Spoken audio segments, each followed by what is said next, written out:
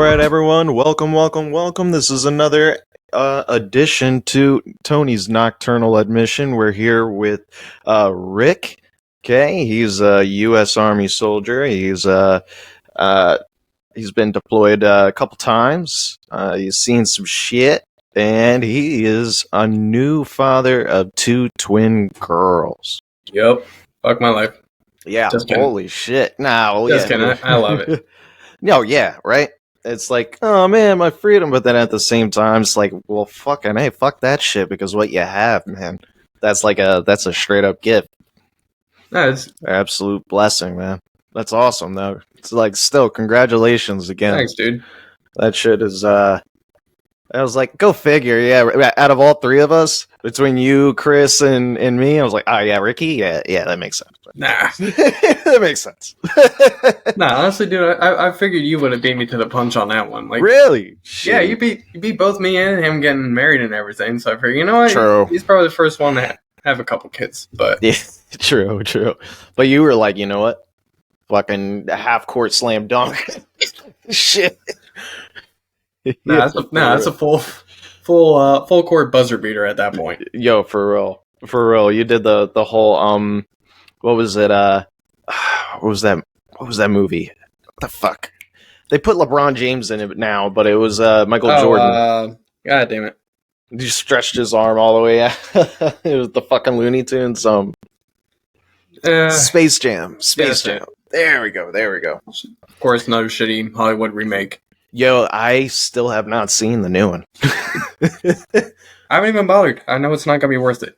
No, not at all. I refuse because I hate LeBron James. I recognize the talent, I do, but just the principle alone, like, come on, no, fuck that dude. Yeah, this system really oppressed him. Let's just say. Oh man. All right. Well, we had a couple questions set up, and we got some stuff to share, a couple pictures to illustrate what's going on, in our history and shit. Just trying to figure out where the fuck did I put them questions. Yeah, like what? God, where we at now? Like 15 years worth of shenanigans at this point. For real. Where is it? I think I may have closed it. Let me pull it up. Hey, take your time, dude. Alright, gotcha. Let's see here. Need to do... Oh, in the... Going live. This is real, no editing. Oh, fuck. Nope, got flashbang. Yeah. Oh, fuck moments, and you're like, oh, shit, man, I forgot where... God damn it, I thought I had that open. What's coincidentally enough getting flashbang that's not like Call of Duty kids. Oh, have you experienced it? Getting stunned or anything like that? Yep, I've been flashbanged a couple times. Oh, yeah? How's it? It's almost like the artillery sims when they go off. It's just a loud bang. That's about it. Okay, so it's like you just get dazed. Yeah, not even. It's just like distracting. Like it just takes your mind off of, like, you're more focused on what the hell was that compared to like 4, 8, 12 dudes coming through the door with like guns drawn on you. You're like, oh shit. Yeah, gotcha. The as far as I ever got hit with was just CS gas, and I wanted to do it again, but my drill sergeant was like, don't you fucking ask me to do that shit again. You're not that fucking the platoon over there, those fucking retards. I was like, alright, okay, man. I'm just feeling really motivated today. Come on, man. Oddly enough, that shit had no effect on me. Like, I just... Really? Yeah, I just had some snot and some tears, but other than that, like, I wasn't, like, crying or anything else like all the other guys. I felt great after all a million shots that they gave you, and you're sick at that point. No shit. Fucking, no, that shit burnt like a motherfucker. It hurt. You were able to breathe, like take full breaths? Yeah, I was perfectly fine. I just face tingled a little bit because I shaved that more than other than that. No problem. No shit. Where the fuck is my... Maybe it's just the tism. Just the tism. It's just you got a rhythm with the tism, dude. Here we go. All right, I found my questions here. I had them set up, but like I had to do some shit and it disappeared. Oh, I had to reset the computer because the software was like, "Hey, if you want to upgrade the quality of your video, you're gonna reset." It's like, God damn it, this is fucking gay. The technology isn't there yet. Oh my god. This shit's so complicated, man. There's so many different fucking overlaying softwares you could use and all these different like approaches to do it too. Bro, I'm gonna tell you right now, and tell everyone else, the Twitter and the Instagram, that those shits are like those are not existing. You can forget about those. It's mainly gonna be Facebook, YouTube, and Spotify, and that's it. And Rumble, Yeah, Rumble cool too. I'm cool with that. Yeah, fuck it. Facebook, no one's gonna see that shit anyway, honestly, because of the shadow ban. But True. all right, moving on. All right, Sarah, how's the experience of becoming a father to two twin girls impact your life and in your perspective in life? If anything, it's just made me feel more complete. Like for the longest time, I didn't know exactly what I was put on this planet to do. Yeah. But then once I found out, oh shit, girl's pregnant, I'm meant to do something. Now I found out there was two of them. Like, okay, now I really know. Like, this is what I was meant to do. Like put my ass into fucking drive. Now I have my eyes on the prize. Right now. Yeah. Mm-hmm. I mean, it was already there. It's just like that final like shift to like really get into gear. Yeah. But it's definitely changed my perspective a lot. And me, like, I imagine that would be the case. Like me just thinking into the future, how I could feel, like what I would feel at that moment, and that's what I thought. And it's like, God, it must be so profound, though. Just be like, I can only imagine to have that experience, that switch flip in your head, like, oh fuck. Yeah, it's a real epiphany if you think about it. Like that's the only really real way I can explain it. Mm-hmm. Definitely like a primal feeling, I bet.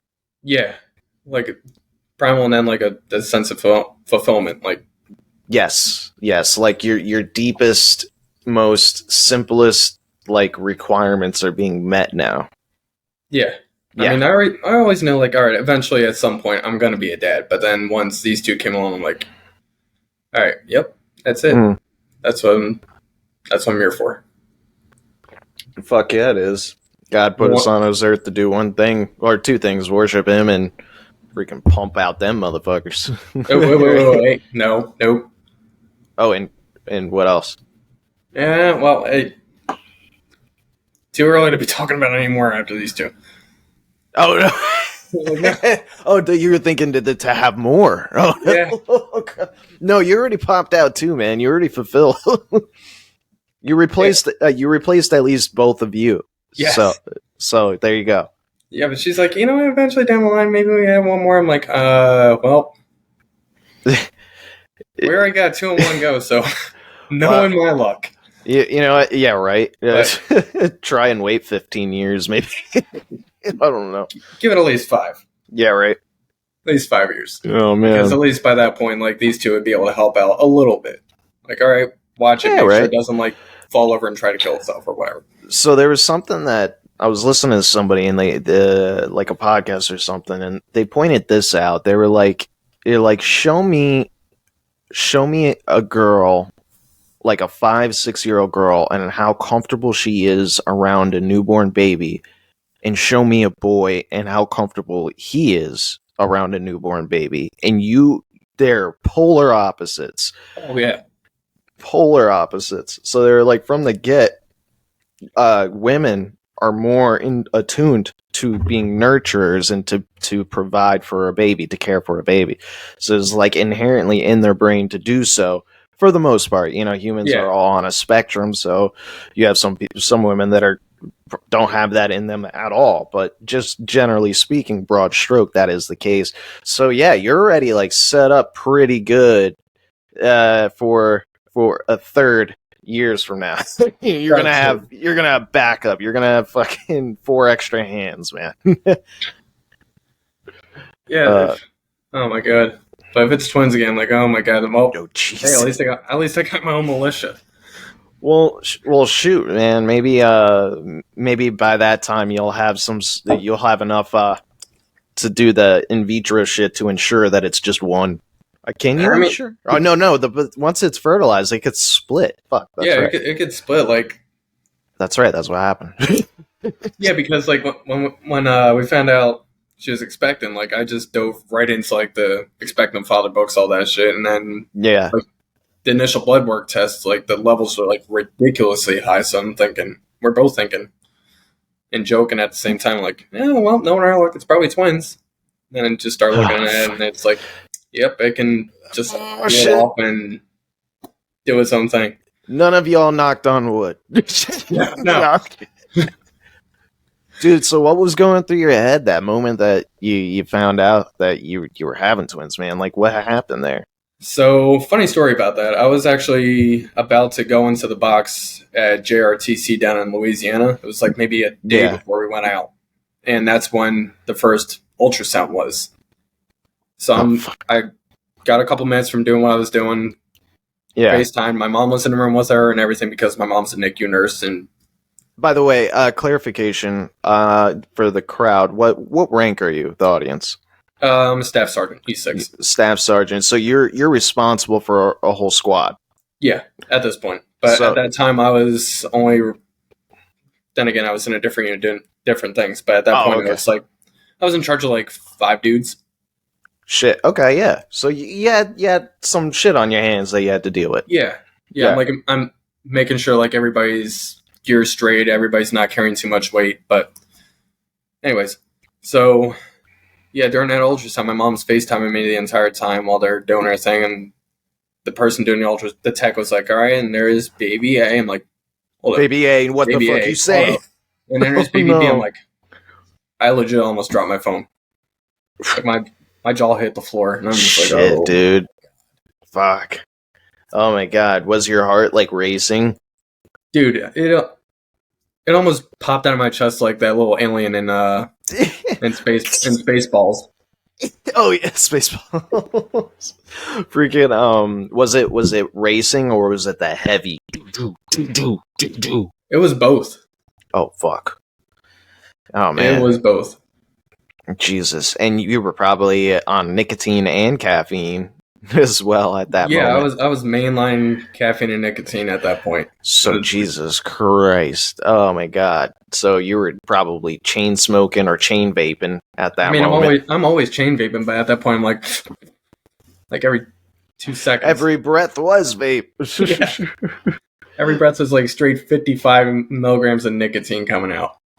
Yeah, dude, seriously, man. I can only imagine, man. Jesus, like dude, if you I couldn't see any.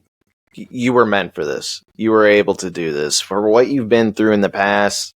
Seriously, man, like it all led up to conditioning for you to be the person to handle those 2 lives and bringing them into this world. You were definitely the man for the job, man, for sure. And Nina too. Like from what I hear, for what I know, she's a straight badass and a trooper. Dude, seriously, you're a lucky one, man. That's a blessing. I cannot give her enough praise. Like that entire pregnancy, like she was just kicking ass every day, like going to work at the job we work at, and she's a tiny little thing, right? And twins, like what a fucking badass! Look at her, shit. Oh man, like people look at her like, and like we're out with the kids, and they're like, "Wait a minute, you had twins? There's no way." For real, yo, like that. That's a hardcore motherfucker right there. You're gonna have some alpha females you're gonna have to deal with. You're definitely gonna have your hands full. Shit. I just gotta be able to like contain it and focus it in like a positive direction. Which I think I'll be able to do eventually. Absolutely. Once they start hitting like 5, 4, that's when you can like. I think. What do I know about kids? But so that you can actually start steering slightly where they're headed. You know. Yeah. Well, that's the plan, but Then again, nothing ever goes as planned, so you always gotta have that backup. Oh yeah, oh yeah. I guess I'm assuming the whole parenthood is just like one big Hail Mary. Yeah, pretty much. Like you just gotta always semper Yeah, gumby, just stay flexible the entire time. exactly. Like That's you think, good. especially in like, well, now still you're like, all right, I fed them, I changed them, they're still crying, they're probably just tired, so all right, I'm just gonna leave it, let them cry it out, they'll be Yeah, fine. But in the beginning, it was like almost overwhelming. Like we're both just sitting there, like, all right, what the hell did we do? yeah. They're like, what the fuck did I get myself into? Like we're doing everything right, they're still going nuts, so I don't know what they're doing. But Dude, that's like day one of actual basic training. We're doing everything we can. Why are they yelling at us so much? what did I do wrong to end up? Well, or more picket than anything. Like what did I do to deserve this? I moved my face a little bit that way, and he fucking yelled and spit in my face, and I smelled his coffee and whiskey breath and Vicks vapor rub. And there's Copenhagen stuck to my eyebrow. I don't know how it got there. This Copenhagen dripping, and he got into my mouth, and then he Like, called me a mouth breather. And I was just trying to get that last nicotine high, but because they confiscated it as contraband. that did happen easier when I got to Offset. Like that dude had a big old lip of Red Man in it. It ended up all over me and like 5 other dudes' faces. No. Yeah. For real? Yeah. Oh shit, sorry, hold on. My I knocked my headset out. I don't know if there was an echo or not. Sorry everyone, if there was. But dude, oh god. No, we didn't have something like that. But we did have what was it, AIT, right? We got done doing our qualifications. We all qualified. We're all artillerymen now. Awesome, great. So they bring the fucking gut truck out. And we're all like, yeah, man, we're going to get chili dogs and burger, double bacon cheeseburgers and fucking smoothies and shit. And we did, and we were all pigging out, you know. And then the cadre like, okay. And of course, naive fucking boots that we were like, okay, all right, not a problem. And then they were like, okay, get on all your kit, everything on. They're like, oh, fuck. Helmet, fucking IBA, flick on top of the IBA, and then they're like, yeah, we're doing a lot of fucking PT, guys. Go fuck yourselves. No. Everyone's fighting not to throw up left and right. I survived. No vomit. Thank God. That double bacon cheeseburger stayed the fuck down. that $12 double bacon cheeseburger from 2013. Yeah, and your balance stayed down once you realized that the gut truck folks stole everything out of your account. Oh god. Oh shit. Well, man, seriously though, like getting back to being a dad, man. How do you balance it all? You got military service, you got your family life at home, you got work on top of it all. It's all fucking challenging. Like seriously, dude, I really do commend you on that. Like I found it difficult to balance just dating and working and going to drill at the same time, let alone raise twins on top of it all. Like, how do you do it? So pretty much so for example, like anytime I'm like a normal day when I'm at work, I'm just like, all right, end of the day, I just leave work there, put dad mode, get in dad mode, come home, get stuff done. Then it comes in with the kids, right into dad mode, and then I just keep doing that until it's time to sleep. Rinse and repeat. Yep. Autopilot? Well, not really autopilot. It's just like flipping a switch. Gotcha. I guess the way you could describe it is that it just comes naturally. It's just like, okay, and you're more than obliged to do it. Yeah. Yeah. It also helps with my upbringing. Like my dad literally worked me and my brother until the job got done or we passed out. So it's pretty much the same thing. Yeah. All right. Well, I've done worse, so just gotta keep on going. I remember those days growing up, and then you had the home DIY, and then you're working for hours, and you're like, come on, and then every moment that you like look away or just kind of like, he's doing something, so you're like this, and they're like, why the fuck are you doing? Why aren't you fucking working? Why are you just standing there? You're like, what the? Oh man, come on, oh shit. Not just that, but like the attention to detail. Like if it wasn't done like to the letter, the way my dad wanted, like say splitting and stacking firewood, then all right, well, if you got to do it all over again, I'm like, oh shit. that wasn't my stepdad. That was my mom when it came to cleaning. Oh, it was just like, if it wasn't to her liking, go fuck yourself. You didn't clean shit. I swear, I was in there for like a half hour, Mom. You didn't clean shit. Go back in there. Fuck. God damn it. What did I miss? And sometimes I'd be like, Mom, but no, seriously, for real, where the fuck is it? Can you please point it out? Because like, I'm retarded. I'm looking with my ass. No, you've seen it firsthand, Chris seen it firsthand, especially when he came over to help work on the house a bit. Like if like my dad, like the way he paints the wall, it's always like, oh, you got to do from left to right and all this other shit. And like if I went right to left, you got to redo that wall. Like, dude, what the fuck? Be like, dude, it's my wall, man. It's my wall. I paid for the paint. Why? And be like, and if we miss a spot, that's okay. That just looks rustic, like it's fucking from an Italian village. It's all good. It's all right. Yeah, I was going more like a rundown Irish village from like the 1850s, but that works too. Yeah, whatever works, man. I'll go get my haggis. So, dude, man, like, this is something that I genuinely, I hope one day I'm blessed to be able to experience, right? As I get older, more and more, I become more emotional, more sentimental. I'm starting to realize more and more that I think I do want to be a father. And my question is that, dude, like, what was it like when you first saw them, you first held them, you first looked them in their eyes? What was that feeling? Kind of overwhelmed. Like I was choking up a little bit, but then I realized, you know what, I got to keep it together because Nina's still there on the table. She still needs me. There's still one more coming. Like it's kind of like overwhelming. Like oh shit. Like I like need my attention over there, but my attention there, and then also over there. Yeah, it's like 3 different directions, but like, but then I broke it down. Like, all right, well, luckily, like my mom being a NICU nurse, like her and her team were in the OR as well.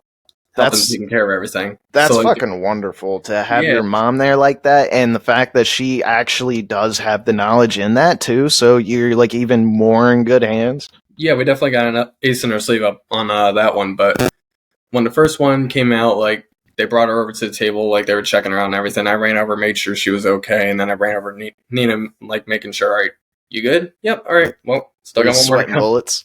Yeah, sweating bullets. Shit. I was just running around all over the place, and then at one point, like I don't remember if it was the first kid or the second one, but like they took it down like this little thing on the table, like a drawer or something, and one of her coworkers whacked me right in the nuts. I'm like, all right, well, gotta go. All right, I'm good. Walk it off. Go back. Yep. Make sure everybody's okay. I'm okay. It's nothing. It's nothing. I just feel like I have to take a shit right now. That's all. That's all.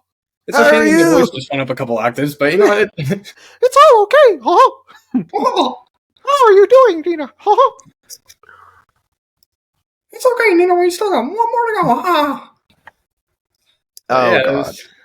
Like just fulfilled, shocked, overwhelmed, like, and just happy to finally see them because, like, it's kind of distant the entire pregnancy. Like, sure, you feel her stomach, you feel them kicking and everything. You see the ultrasounds, but like until you actually see them and you're actually able to hold them, and like it really clicks. Yeah. You know, and I read somewhere one time that this person was like some doctor, some female doctor, and she was saying, she was like, a woman becomes a mom as soon as she knows she's pregnant, usually.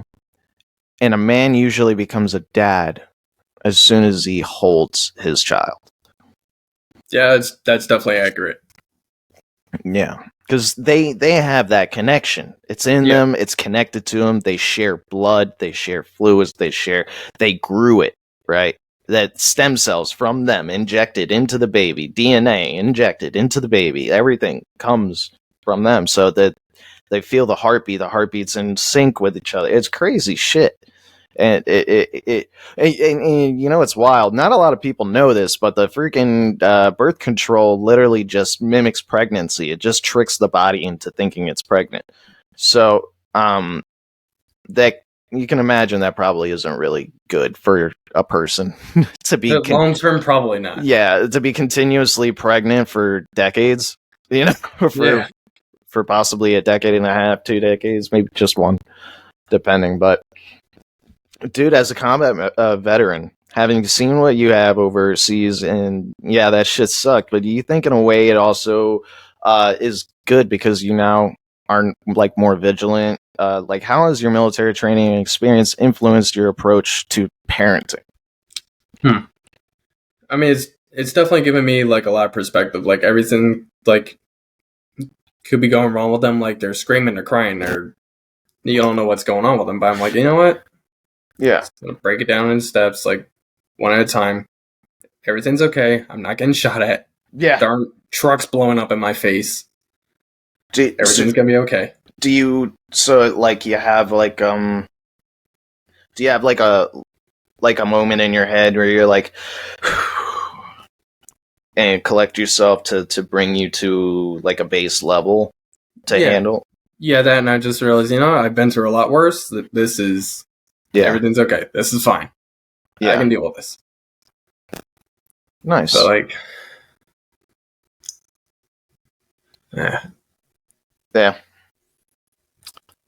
Yeah, man. Especially with like little things like changing diapers, like all the TCCC that I've been through, like working with different units and different organizations. It's Can you explain TCCC? So TCCC, it's what it used to be called is Combat Lifesaver Support, CLS, and then somebody wanted to get promoted, so they made it Tactical Casualty Combat Care. I got a new bright idea. Because you can't use too much tactical or combat in the title of something. Like it's lifesaver. So pretty much what it is, it's like your job in a squad is to assist the medic and stabilize people until they can get evacuated and move on to further care. That's like tourniquets, dressings, chest seals, getting an airway, helping with IVs. Yeah. But like when it comes to taking care of the kids, like changing a diaper, it's like, oh well, it's a hell of a lot easier than a pressure dressing. So done. Or between the second and third rib puncture, so the fucking pressure comes out. Oh yeah, that chest decompression, all is fun. Yeah. Well, hey, yeah, you know, it's I'm glad to hear, and of course, like I know for the most part, and you know, for everyone else to hear, it's like even the military, as retarded as it is, and as how like fucking stupid some things happen there, still. Even today, with the level of training that goes on, if you call it train, and basic training in these AIT schools, the level of discipline is terrible. But anyway, you still gather enough discipline and enough lessons to be able to help you go throughout life. You handle these obstacles in front of you, and it makes it so that you're proud and you're able to say, I conquered that. This ain't shit compared to that. I could do it. There's no fucking big deal. Right? So it like people need to realize you need to take a challenge, you need to approach it, and you need to conquer it. Yeah, it sucks going through it, but once you're done, you're like, yeah, I did that shit. Fuck yeah. And if you did it with other people, then you could trauma bond together, and it's even better. Like this one book I read a while back, No Hero. It's by a dude shares the same last name that was a SEAL, but like the way he broke it down was Spicinetti? Sure. You butchered that one, Anacleto. Ah, shit. No, but pretty much like one of the ways that he broke it down was, all right, you focused on what you can and focus on your 3-foot world. Focus on what you can control in like your 3-foot space. Yes. And then after that, it's like, all right, how do you eat an elephant? One bite at a time. So like break a problem down into different steps on how to solve it and then execute based off of that. Yeah. That's pretty much anything. That's parenthood, that's army shit, that's your Absolutely. day job. It doesn't matter. Just like focus on what you can control and then break it down into steps. Yeah. Master your environment. You know? Exactly. Yeah. So, like, what support systems or resources have been most helpful to you and your family during this transition? Oh, 100%. My parents, my brother, his girlfriend, Nina's parents, her sister. Like, her sister, she already has 2 boys. Yeah, so she's got experience. Yeah, she's got some experience, and she's able to like little hacks. Like, oh, if they're crying, just let them cry. They're gonna be fine. Yeah. Plus, she's younger than the grandparents too, so she's a little bit quick on her feet too. Yeah, she's got like that. I want to say current experience, like especially like all the different products on the market and stuff like that right now. Yeah, because being a parent today is completely different from 90s, early 2000s. Dude, there is literally completely different world. There is so much different shit out there. Like, there's a device sitting right over here that's an absolute game changer and lifesaver that my parents would probably kill for back in the day. Well, what is it? So it's pretty much like a Keurig, but for babies. Like, you just throw the formula on top, it sits there, you got a water tank on the back, you press a button, and it just makes a perfect bottle every time. No shit, yeah. Yeah, so you don't have to be sitting there at like 2 o'clock in the morning, you're half awake trying to measure, is it this many scoops per ounce of water? Like, no, you just press a button. Dude, that's dope. Yeah, so you don't have to be like, oh, come on, man, what is it? Yeah, but on the flip side, like, there's so much stuff that like you do not need. Like, you don't need like a million different outfits. Like, all right, I'll onesie with footies. That's fine. You don't need like all this different stuff. Yeah, like I never understood people who buy their like fucking 8-month-old fucking Jordans, you know? Yeah, no, you don't need that stuff. Like, just it looks cool. 3-pack of onesies from like Target or Walmart, it works just as good, if not better than the name brand stuff, because they're gonna outgrow it in like 2 minutes anyway. Yeah, but I mean, hey, if you can afford it, go for it. But like, if it's come on, let's use common sense, baby. That's gonna last. I don't even know how fast babies grow. I don't know.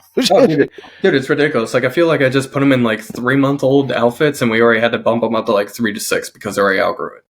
Yeah, and it's just gonna keep going that way. My one coworker, she jumped from her kid. He jumped from like 3 months to 8 months in a week. Okay, all right. So here's what you do. You go get on TRT. Testosterone replacement therapy, right? And you get the lotion kind. So then you know, there was actually studies of that shit. I'm not condoning actually doing that, but there's actually like a news article where this person was they were on testosterone replacement therapy and they had the lotion where it's topical to rub in the testosterone, but because it's topical, some of it residual stayed on the surface, and he would handle his baby boy.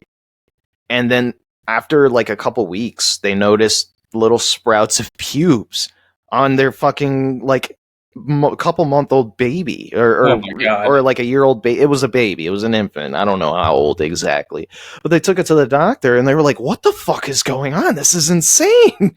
And then they come to find out, they're like, oh shit, no, he's got the lotion. It's fucking going on to the babies. So he had to switch over to the shots, but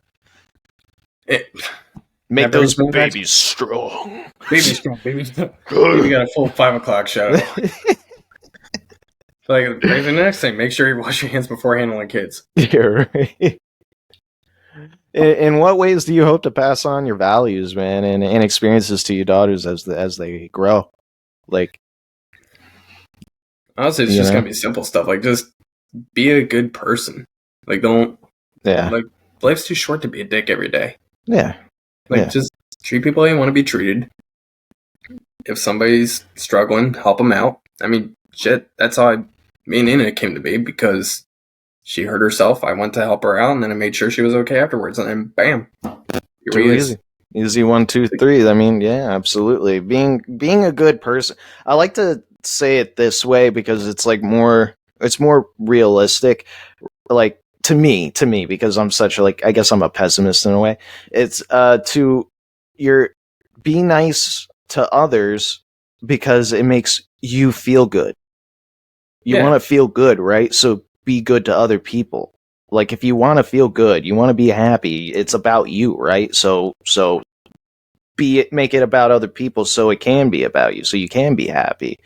And I guess it's like kind of like a dickhead way to look at it, but it's accurate though, because if you make other people happy, you are happy. You know, for the most part, most people. Yeah, Definitely. unless you're complete another psychopath, then yeah, there ain't no helping you there.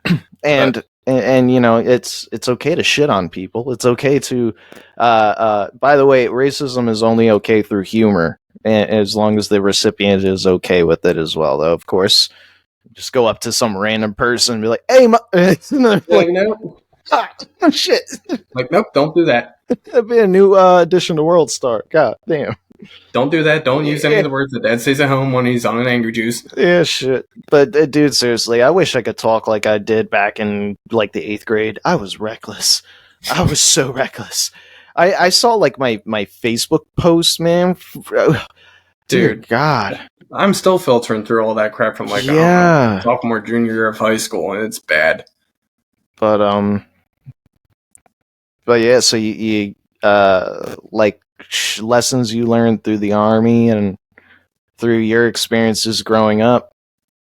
Yeah, like especially some of the stuff I've seen overseas. Like, I'm just like, they think, oh no, the air conditioning isn't working, it's hot. It's like, dude, there are people your age going through way worse right now. Oh yeah. Like, you got a solid house with like a solid roof, like actual walls.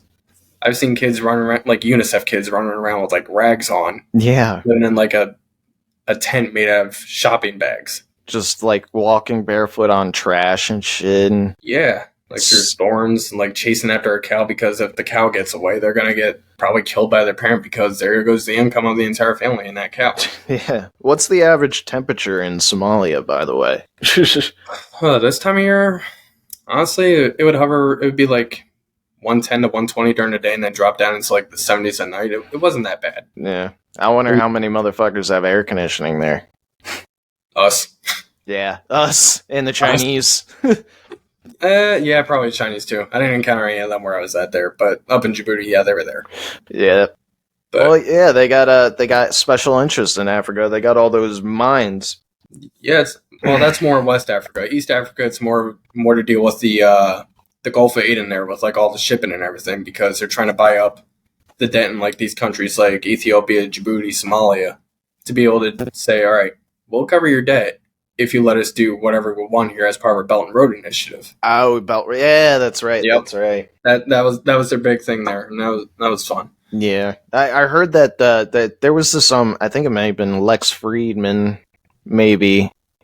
It was somebody, but he was saying, he was like, you gotta look at it a different way, right? So we had our own kind of like Belt and Road Initiative, which was the Industrial Revolution, right? So then we moved on to the next stage, which was we exported all our industry, and now we're like just capital investment. We kind of work in, our economy is based in theory, not actual products, right? Yeah. Because they took that, and now they want that now. They want to move on to the next stage. So that's why they're encroaching on a lot of shit that we have as well now. So, and this guy was trying to make a case that we have to move on to an even further stage, which is something else. I forget exactly it. I don't know. Fuck it. I was going nowhere with that. I mean, you're at me on that one. I had no idea where you're going with that. But yeah, all right, I'm learning something.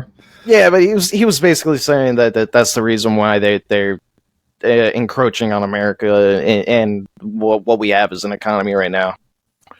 But well, because they see us as a competition, they want to be top dog. So naturally, you're going to eliminate competition any way possible, which they're currently doing right now very well. Don't you find it terrifying that over 30,000 military age, all had military haircut males, came from China, just walked right across the border? Oh, dude, it's terrifying, especially since I stood toe-to-toe with those guys. Like, it's it's just mind blowing that we're letting them in because like how many power plants does America run on? Yeah. And you knock out like what 3 of them? Yeah. And you kill millions. And it's no secret that they're vulnerable. Yeah, they're very vulnerable, and all the replacement parts, where are they made? Yeah, there you go. And what's the other thing? Chinese government buying up farmland all around our military bases. That and all the labs that they're running in warehouses across America, and the secret labs, secret police stations. Yep. Every major city to keep tabs on any expats that came over. Oh yeah, that escaped. Yeah, they they blackmail them too. Tell them blackmail them and then gathering intel on us, like our infrastructure and everything. So it's only a matter of time. People don't realize that when you go to look at porn on your phone, they immediately start recording. Well, they're always recording, but they make sure they keep that clip of you jerking your shit and also keeping tabs of what you watched too, just in case they ever need to fucking put blackmail on you. I mean, shit. Couple deployments at this point, they pretty much got an entire warehouse full of files on my ass. I don't care. Yeah, whatever.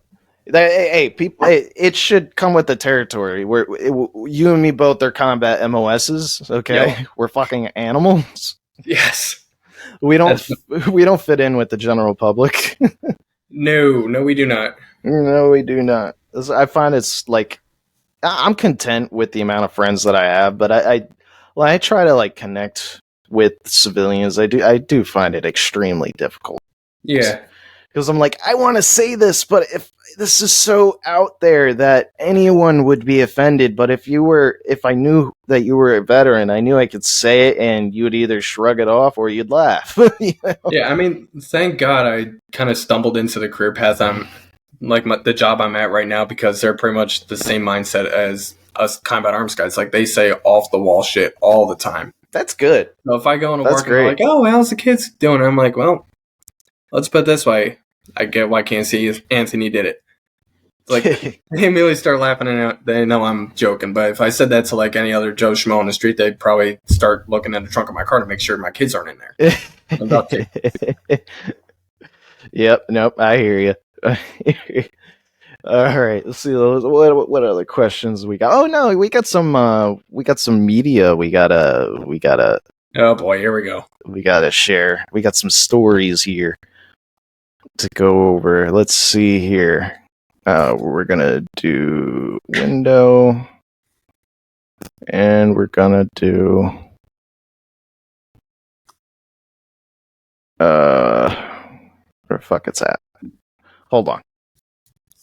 Stand by. This is probably gonna be bad. Here we go. Hold on. Here we go. Well, the first one's not too bad. All right. Well, am I gonna be able to see this, or am I just kind of like going blind here? No, you'll be able to see it. Look at it. Oh, there you go. Taliban waiting to ambush coalition patrols 2003 color. And that was the Devil's Den, right? In Gettysburg. No, I think that was Little Round Top at Gettysburg. Oh, that's right. That is right, Little Round Top. That's where like when the cannonballs would hit, the concussion blast would kill all the soldiers, right? No, you're thinking Devil's Den. So okay. Little Round Top, that was like the pinnacle of the Union line. History lesson for you kids. And day 1 and 2, the Confederates are trying to like get the Union out of there because it's a major terrain feature, the highest point around. Yeah, it's a vantage point. It's a good artillery firing point. Yeah, they didn't have the artillery up there, but they did have a bunch of stubborn dudes from Maine. One of my ancestors, apparently. Oh yeah, what they didn't? They didn't want to charge. No. So Devil's Den, it's like adjacent to there, and that's where a lot of Confederates were holed up, like popping shots off at the Union up there on top of Round Top, and they got blown out by artillery. But anyway, so story behind this picture, like we'd done multiple trips to Gettysburg, and on this one, you and Kling decided to pop vodka shooters the entire way out there.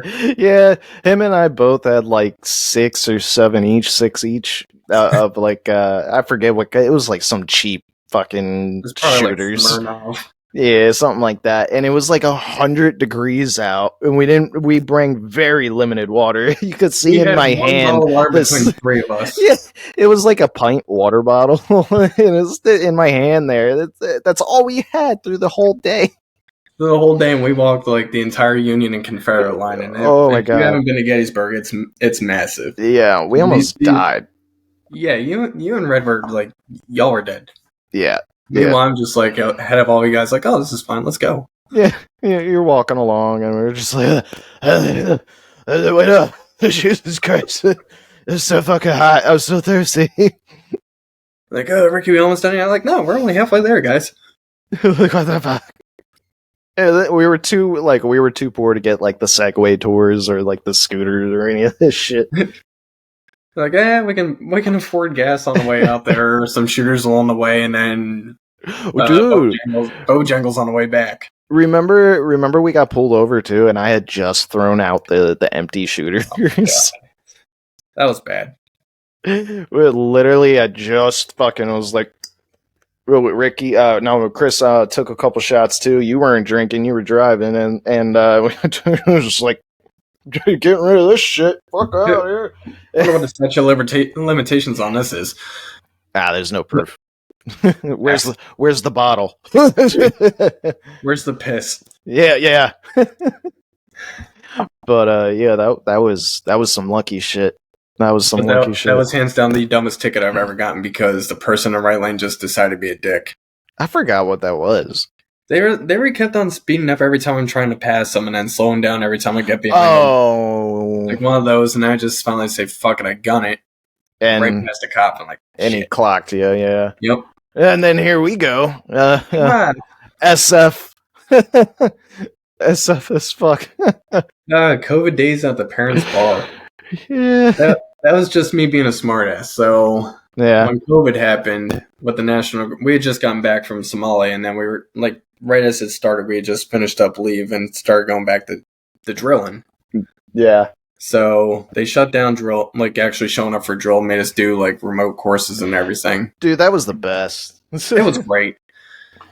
So my squad was like, all right, send me proof that you're, proof that you're actually doing the courses. I'd take this picture and send it off to him. He's like, Bison, you fucking smartass. I'm really, hey man, you wanted it, dude. I'm just staying entertained, man. I don't change here because I don't change when I go to drill, right? I'm like this when I'm at home too. Like, god damn it.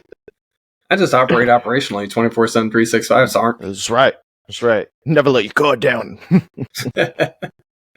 Always on a swivel. And then there's the lovely matron.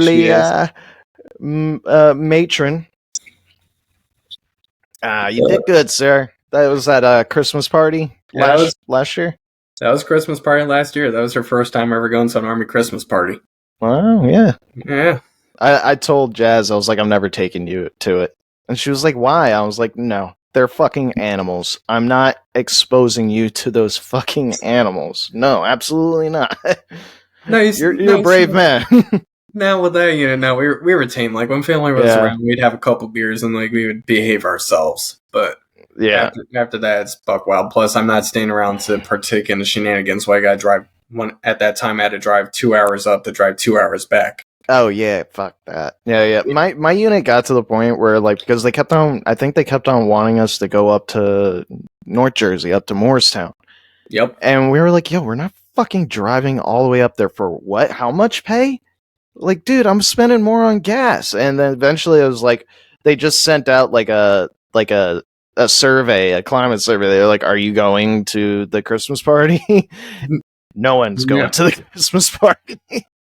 No, but that, we didn't go all out when it came to like decorations or like food or anything like that. We just we kept the bare bones, we kept the minimum, but we still made sure it was a good time for everybody. But yeah, this is probably one of my favorite pictures of us.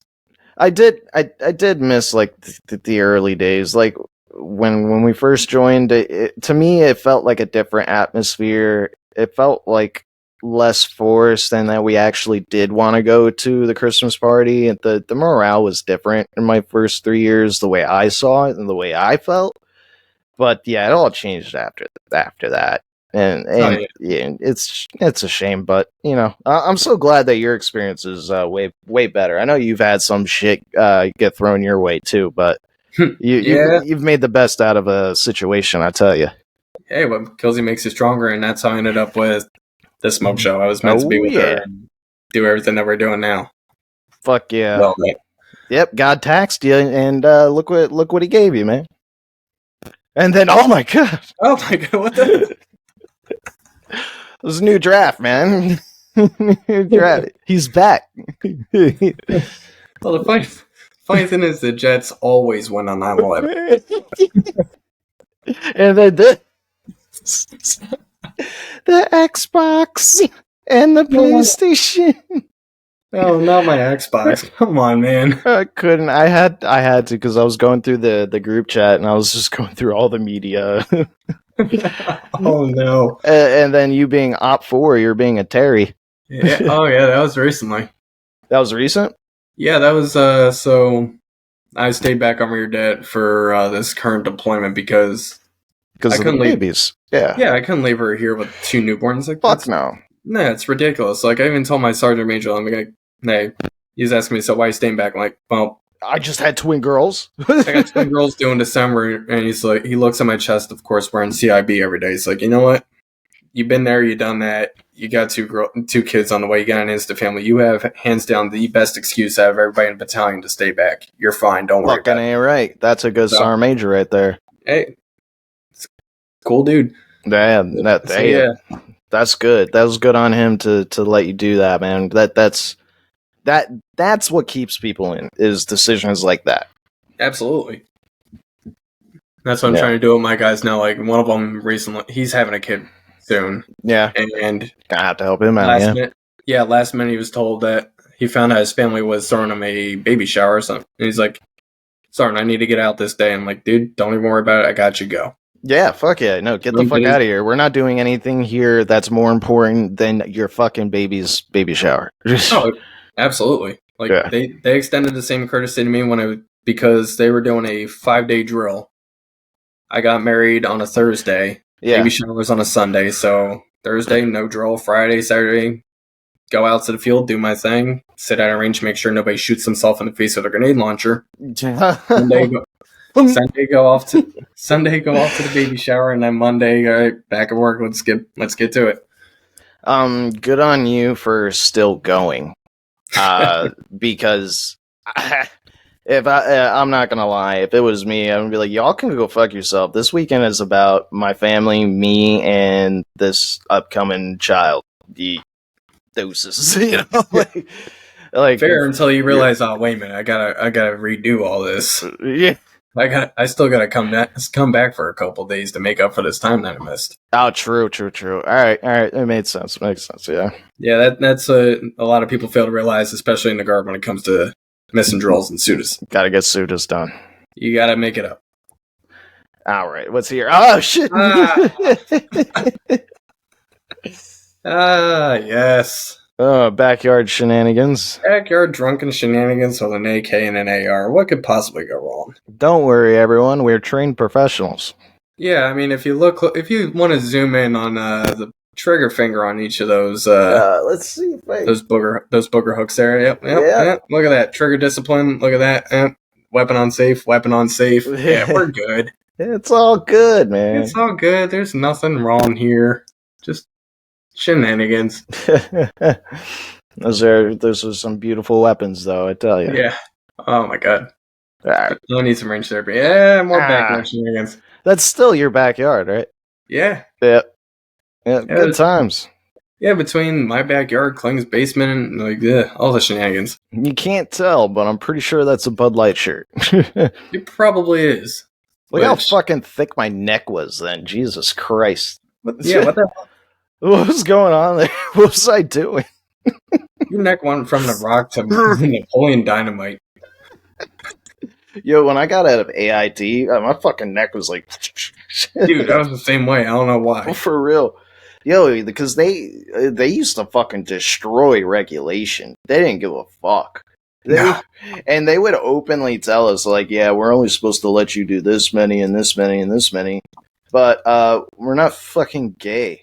They'd be like, y'all are getting fucking destroyed every day. Especially my training unit, because like it was, I want to say like 85% like SF and Ranger wannabes. So of course they put and you still went to Benning when it was still Benning, you know. It was still Benning. They even put us through like the same land nav course that they go through for RASP and Ranger school and all that shit, sucking out a coal range for 3 days. But yeah, they don't do that no more. No. It's a real shame. Well, I saw a video of some fucking Air Force basic training. I posted it on my Facebook, guys. So if you want to see this hilarious video, dude, man, they're like, you guys want to get pumped? We're gonna do good today, right, guys? the cadre or the drill instructors, whatever you call them in the Air Force, they're speaking to the trainees, and they're like, yes, sir! All right, let's get it. Oh my god! And they do like 4 or 3 days with actual weapons. That's it. I think I saw that video, and like they just look like they have never held a weapon before in their life. Like they're flagging each other, and just like poor trigger discipline, safety's off. Like, God. Dude, it's so fucking funny. It's so bad. And then if you look at the comments, like literally the first comment I saw was like, all the Army and Marine guys are laughing their fucking asses off right now. I almost had an aneurysm. It's so bad, and you're like, oh my god, thank God these guys aren't. 90% of them are not going to see combat, and the ones who do see combat are actually going to get more in-depth training later on, especially if they're like a PJ or something, you know. Yeah, I mean, we can go into a story about that one, but so when I was in Somalia, like our base got hit, and at that time there were, of course, it's an air base, there's firefighters on there. I'm gonna get rid of this for now. We got like maybe 1 or 2 more photos left, but we'll come back to that. Go ahead. All right, so story time. So like our base got hit by a very complex attack, and at that time, the Air Force firefighters, they were bored. They wanted to do something, so we were in charge of like force protection, like running the towers and security on the base and everything. So like, all right, you guys can chill with us for a bit. Yeah. This kid's first day in the tower, shit starts popping off. His tower almost gets hit by an RPG, misses it by like 6 feet. Fuck. First day. And he's like, does this happen all the time? Like, no. Does this happen every day? No, at most we get a couple rounds of AK, but that's about it. I'd be shitting my pants too. I'd be like, fuck, are you fucking kidding me, dude? Yeah, but like, those guys are cool. PJs, those guys are cool. Like, first time going outside of wire, I was working with those guys. Like, this dude I'd never seen this before, but it was an ATAC, like a cell phone mounted on his kit. They flips down and is able to bring up a bunch of different stuff. And the dude's literally sitting there in the Humvee. I'm up in the turret looking down, and he's like scrolling through Instagram on his phone. Closes out, pulls up a drone feed. I'm like, what the fuck is going on? A drone feed? Yeah. Of what we're about to do. I'm like, oh shit. Yeah, that's tight, man. Awesome. That is fucking tight. That's a flex right there. No big deal. I just got eyes in the sky, 15,000 feet. No big deal. I'm just like, I don't know what the hell we're getting into, but this should be good.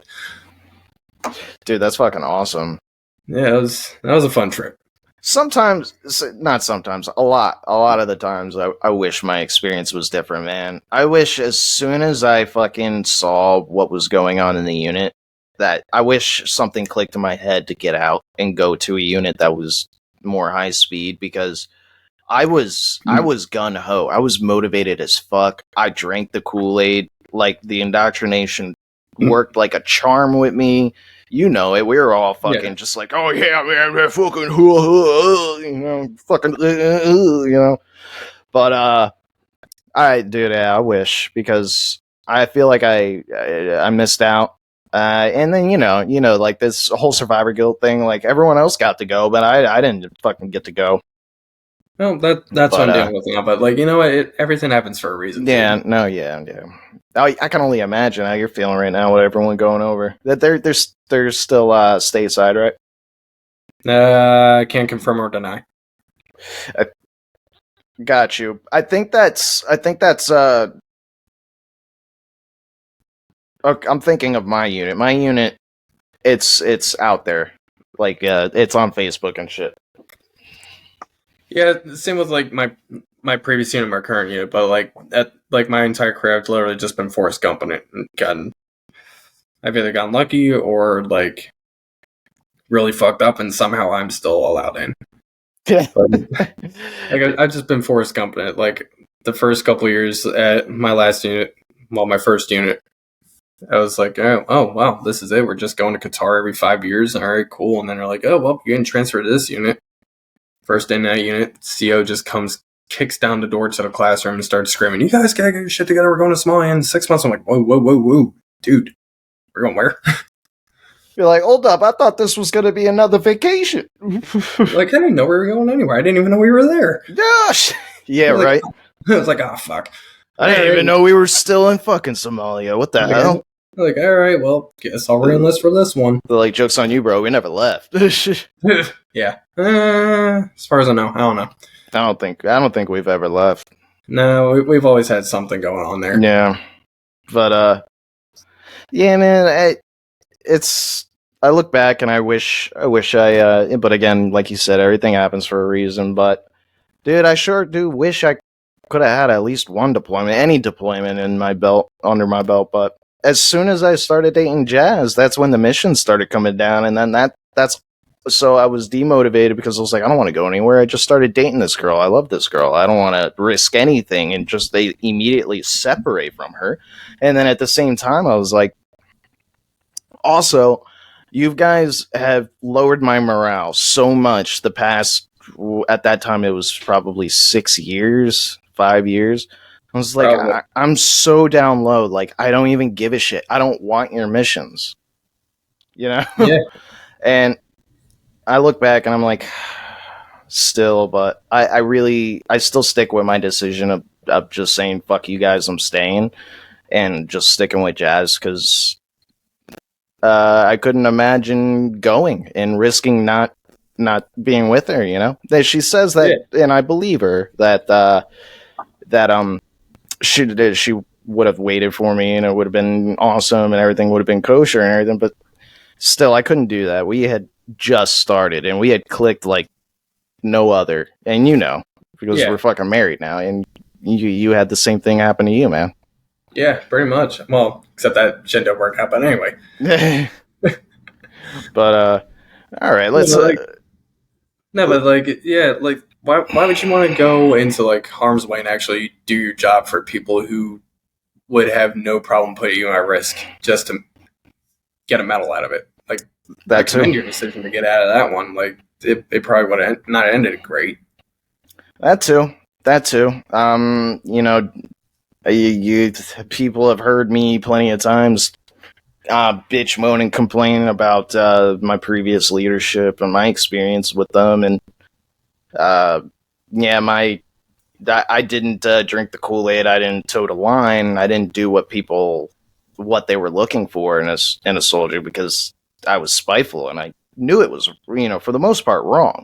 You know, when you're only looking for somebody who has a high PT score and have zero care about their competency, and you want to give them a whole section, an artillery guy's section as a squad. I was like, no, I'm not. You're showing me what the standard is, and I think that is a fucking terrible standard.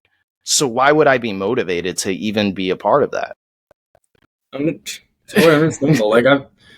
I've seen guys do the most egregious asinine shit, like drive drunk, crash a car with 300 soldiers in it while you're on Title 10 orders with a brick what the in the back of your car, and you still get promoted. Meanwhile, I have a couple too many. I get kicked out of school. I get demoted. Like, the fuck's going on here? Yeah. Excuse me, but is there double standards here? Like, where is the standard? Dude, seriously, man, there were some people that get away with murder. Get away with straight fucking murder, and then leadership would just turn the other cheek and be like, "Oh, that's just so and so, you know, don't worry about him. He's just silly. It's okay, forget it. They'll sweep it under the rug, you know." Yeah, they'll sweep it under the rug because we don't feel like doing the paperwork, and then we don't feel like looking bad in front of the good old boys club, and blah blah blah. Yeah. And meanwhile, the motherfucker won't show up till day 3 of a 5-day drill. But meanwhile, I'm over here having anxiety because I'm an hour early and I want it to be an hour and a half early. The fuck? Jesus. Yeah, that was that shit, dude. That's what ultimately was just like, dude, man, if there's no standard here, why should I care? And it really fucked with me too. I think it really amplified my depression because I felt like I was in a marriage that I couldn't divorce from, and it was very toxic, and it got to the point where like I couldn't even be in. Jesus, I couldn't even be in the zone when I go to drill. Like I go to drill and then I would disassociate. I would be somewhere else, right? So we'd be in a fire mission, and me being the senior E4, I would have certain responsibilities to watch out after the privates, make sure that they're prepping the ammo and everything. And I'm just sitting there, just watching them, just fuck up. Yep. And we need rounds to go down range, and no round is fused, and we're in a fire mission, and I'm just watching them, and then my chief is like, what the fuck? And I'm like, oh shit, oh fuck, oh that's right, they're my responsibility. What do you guys do? Shit. And then he was like, yo, you better fucking square them the fuck away, or your life is gonna be fucking living hell. And I'm like, shit. And this sucks because I actually I liked that sergeant. I do. I still like him. He's a good dude. He helped me out a lot. He was a good sergeant. But yeah, no, and I did not want to be chewed out by him because he was really good at chewing motherfuckers. Yep. He was really good at it. It was quite funny to watch it happen. But to be until it gets directed at you, and yeah, it's funny. Then it's not cool. And it's not cool. So basically, I had to become the asshole and smoke the shit out of these fucking privates the whole fucking time. I hope they watch this. You motherfuckers. But and one of them fucking stank so bad, and then they were like, yo, Anacleto, Chief said that you have to make sure that he bathes. I was like, wait, what? They're like, yeah, you have to watch him bathe. I was like, fucking A. I was like, Jesus Christ, motherfucker, get over there. And it's just all like, he had the body of like Gimli from Lord of the Rings. We would call him Gimli. Oh God, the dwarf. He would run like that too. So he would run like this, and like my axe. Oh God, I had the same problem in basic training. The dude that we went through RSP with, mind you, we were in the same platoon in basic, and our drill sergeant literally called him Augie from what was that, Role Models? It's like it was in a LARP and all that shit. Yeah. The fucking dirty private. Like everybody, like we get back from like our final FTX bayonet march. This dude had not showered after everybody else has showered and ready to go to bed. He's stinking to high heaven. We're like, all right, we're not getting fucked with anymore. We just threw his ass in the shower and scrubbed him. Good. You guys went old school with it. We did. You went barbaric. Yeah, we took it. Like our platoon, we took care of everything in the house, so we didn't have to face the wrath of our drill sergeants. But which worked out great in our favor. Yo, I don't know about you, but there was one motherfucker in my basic that I wanted to fight so fucking... Actually, there was two that I wanted to fight so fucking bad. It was my immediate bunkmate, my battle buddy. I fucking hated him because he would try to fucking steal a nap any chance that he could get. And I was like, dude, if we get fucking caught and you're fucking sleeping, dude, I swear to fucking God, wake the fuck up. And oh man. I hated him. We called him Skeletor because he had this really sunken in face. And then the drill sergeants were like, yo, I want you guys to make a cadence. And then he tried using the beat to, what was it, that Rob Zombie song, burn through the bridges and Dragula. Yeah, Dragula. Yeah, he tried using that tune, and the drill sergeant. Keep in mind, he's a black man from Brooklyn, from Brownsville, where Jasmine's from. That ain't gonna fly. The fucking war zone. He was like, "Shut the fuck up, man." Like, we ain't using that shit. Then so I wanted to fight that dude, and then there was this other guy. He was just like this inbred fucking 4 foot something fucking jagged shark tooth retard looking motherfucker. Oh God, I could not stand his ass, man. Oh man, there was one time we were at one of those like obstacle courses or whatever training events somewhere in basic, and they were marching a single file to chow, but we didn't have a drill with us. They were just march yourselves to chow. So we were like, okay, we were going, and this motherfucker was right behind me, and he kept talking shit in my ear. So I just fucking stopped mid-march, turned around. I was like, I will fucking fuck you up, dude. And everyone was like, Anacleto, turn around, Anacleto. It's okay. It's not worth it, brother. Keep going. We don't want to get fucking smoked, dude. Oh my god. So I was like, oh, I swear to fucking God. And somebody just like kind of like, if I remember correctly, I think maybe one or two people like kind of walked in between us to separate us. But oh my God, dude. And like towards the end, at the end of basic training, we do like the little Q-tip fight type deal. You didn't? No, we didn't do that. We didn't get to play with the pupil sticks, unfortunately. No? Oh, okay. No. Did you guys do any combatives? Yeah, we did combatives. Like, too many people got knocked out or ended up missing teeth and bloody noses. Yeah, well, this guy tried to challenge me to it, and at that point, I was so fed up. I was like, I really don't think I was being a pussy. I may have been being a pussy, maybe, but I really doubt it because he was smaller than me, and I looked at him and I was like, fuck no, dude. I'm not rolling on the fucking mat with you. I'm gonna get fucking ringworm, you dirty bitch. Fuck out of here, you inbred piece of shit. I'm not touching you. You'd probably lose a chromosome or two. Yeah, for real, dude. Dude, I hated that guy so fucking... I still hate him. Still hate him. Well, no, that's what happens when you let Matthew join the guard. Matthew. Or anything. Fucking Matthew. Fucking Matthew. Because that's what's gonna happen. You're gonna... somebody's gonna have to deal with his. I think he was like Bama guard. I think. No, that makes sense. I think. I'm assuming. It sounds right. So. I was gonna guess West Virginia, but that didn't mention. Very well could be. Very well could be because those classic inbred Southerners are like that story comes from West Virginia. Yeah. The locals like protect that family. Okay. I heard, yeah. They were talking about that on Rogan for like a fucking minute. They were a couple times, I think, a while back. But yo, man, you got to listen to those Protect Our Parks if you haven't listened to them. Oh yeah, I've listened to them, but like, okay. I'm all for like hillbilly stuff, but when it comes to that, like, nope, stay away from those guys. No, that's scary. That's Hills of Eye shit. Like, yeah. No, thank you. Nope, no, thank you. Or what was it? That Rob Zombie movie where it has like all the freaks. The corpses. That storyline. Yeah. Nope. Them motherfuckers. All right. No, thank you. Jesus Christ. All right, let's go back to these pictures here. Oh. Let's see. All right. So we're gonna go ahead and share this. All right. Let's go on to the next one. Hey, I wanted to put this in here. That was that AT, man. That's Pickett. That's you see all that mud, dude. Yeah, no. I should have showed you a picture of that one. You see that footprint here? Oh, that ain't.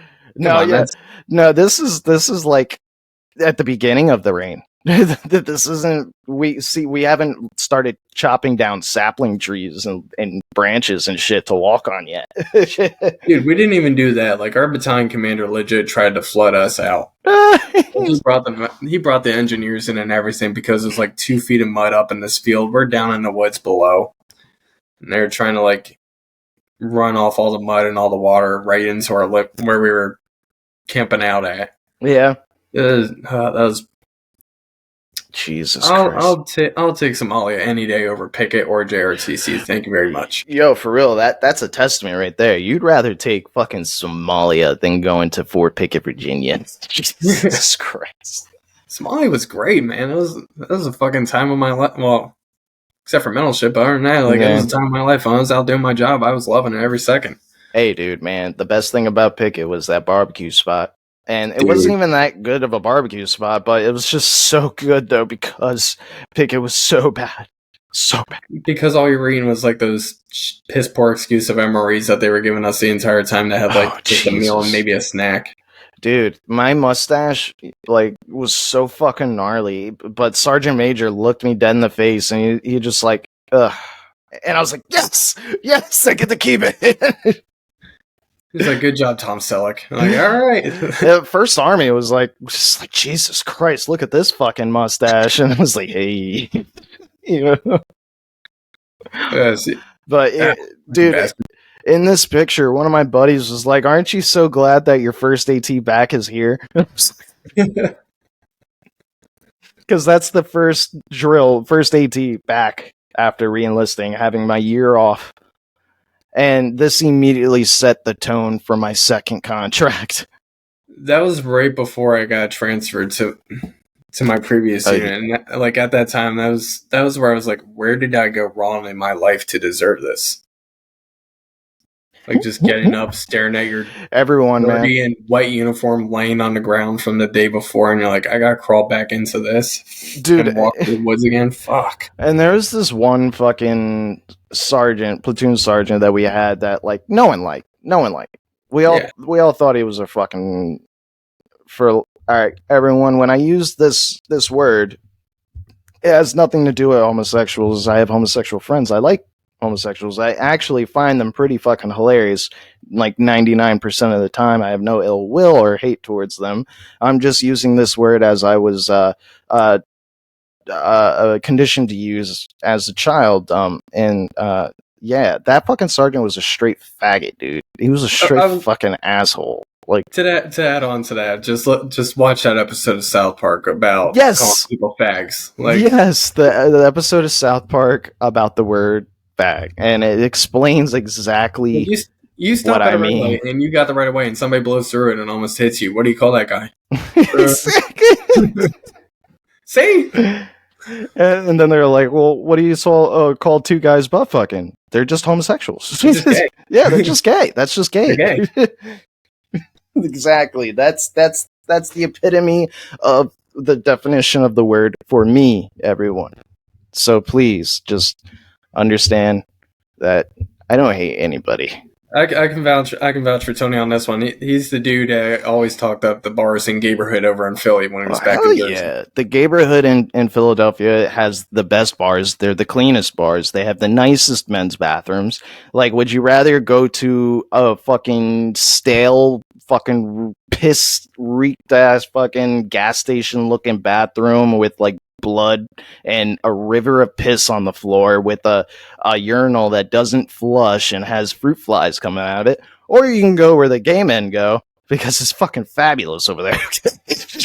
I was gonna say, would you rather rip a gator tail off of like your local dive bar counter sink, or would you rather rip a gator tail off of like something they know is clean because Jeremy has got it? He's got it in the bag. I tell ya. I tell ya, Jerry knows how to clean up. There was that reminds me of this one episode of South Park where they were like, Mr. Garrison was trying to get fired for being gay. Oh yeah, he was just doing the most off the wall shit, and they're just like, oh, "This is fine. It's just the way you are." He was just doing the most obscene, inappropriate sexual acts publicly, and just saying that it was gay, and people were just like, oh wow, yeah, man, we're very progressive, this is okay, and he was like, no, you motherfuckers are insane, this is not okay, this is not right. And that can't be any more truer than it is today, seriously. Yeah. So what a life lesson years ago, you know. That's the great thing about South Park. You go back and you watch it, you're like, wait a minute, South Park you're trying to warn us about this. Seriously, man. Oh, and that's the last photo. All right, let's get out of there. Oh, shit. Let's bring it back. All right, let's see. We got some questions still. All right, let's see here. Okay. Parenthood often brings about unexpected lessons. Have there been any surprises or insights you've gained since becoming a father?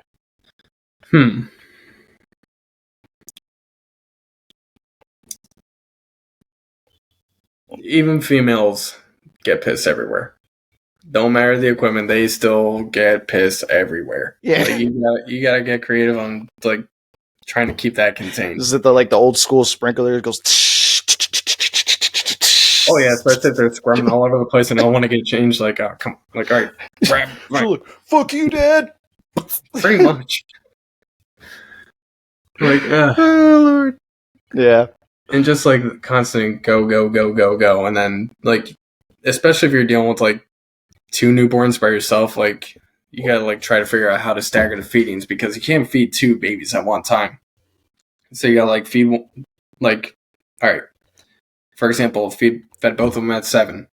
They're doing 3 hours, so we gotta feed one at like 9:30, and then 10 o'clock feed the other one once that one passes out. Just gotta come up with creative ways to do it. You gotta stagger it, and then you get like maybe an hour to like try and get like a laundry list of stuff around the house done that you still gotta do.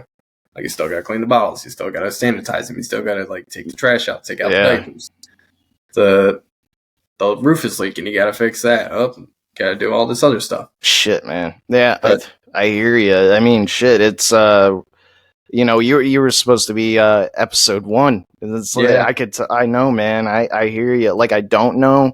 I just understand to an extent from the outside looking in on you know what your day is. Yeah, jam packed. Control chaos. Yeah. Jeez, but I seriously commend you, dude. You're juggling all that, and you're doing it like a champ. And you know, thanks, man. Your daughters are looking real healthy in the photos. Sorry everyone for not including them, but we don't like to put pictures of children on the internet. We don't think that that's okay. You don't know who's out there selling pictures and saying, hey, I got this from this Facebook profile in this neighborhood, in this city, in this here. And if you look at his profile some more, you'll see that he works here and his kids go to this school and they're part of the soccer team. And then, well, if you're out there, come on, let me get my stateside. Come on over. Yeah. Let me get my stateside. Let me get my stateside kill. I got lime in the shed. It's all good. We're going to try. There you go. And you got the Pine Barrens. Sopranos taught us very well. Sopranos in my childhood. But well, anyway. Hey. But, you know. All right, man. Well, thanks, Boy Scouts. But thank you again, man, for carving out the time to come on here and tell your story a little bit, man. No problem, dude. And thanks for having me on, and thanks for letting me be a part of this project that you got going on. Honestly, I sincerely wish you like all the success and the best when it comes to this, because like you've been talking about this for years. Yeah, no, thank you. Now you're finally doing it. Yeah, thank you. It's been a long time coming. I know it's like nowadays it's cheesy to say like, yeah, man, I just started a podcast. And they're like, oh yeah, you're just going to be parroting everything fucking you hear on other podcasts? And I'm like, yeah, kind of, but you know, that's not the point. You know? Yeah, no. But you know, it's just, I like the talk show format. I'm always thinking. I'm always looking at different angles. I'm curious. I'm a curious person. And, you know, and you being a longtime friend from high school, dude, we did RSP together, which is the beginning of, right before you actually join the National Guard. You're doing like bullshit drill to say, hey, yeah, I'm a soldier, you get paid. And they kind of give you a crash course before going to basic training. And then, you know, we did a split off. We did our basic training 1 by 1. Chris didn't come back until like a year later. He went to college and we went to jail. But our jail was way quicker than his college and funner. Yeah, and funner. It was. You know, we got treated like shit, but you bond through that, and they kind of like, it's like psychotic to look back because you're like, yo, you end up enjoying suffering. Yeah, you do, because you like can. You just kind of sit there and you're like, oh man, that fucking sucked. But you know what? It was a great time. Like even the most recent shit that I went through down Louisiana, I'm like, man, that fucking sucked. But you know what? It was kind of fun. Yeah. Like to be able to look back and be like, yo, man, I remember I was walking through the brush in Oklahoma, and then there was a fucking banana spider with its legs fucking this spread far apart, and I'm like, holy fuck, right here, head level. I'm like, oh god, Jesus. And it's things like that I'll never forget. Different experiences, shooting max charge on the fucking 777 too. To feel my soul vibrate out of my body and come back into my body is fucking pretty cool. It's a pretty cool experience. You pretty much described what being a couple hundred yards from a 5,000-pound three 5,000-pound V-bits feels like. Yeah, like that. you know exactly what that feeling is, if not more. Shit. Yeah. For sure.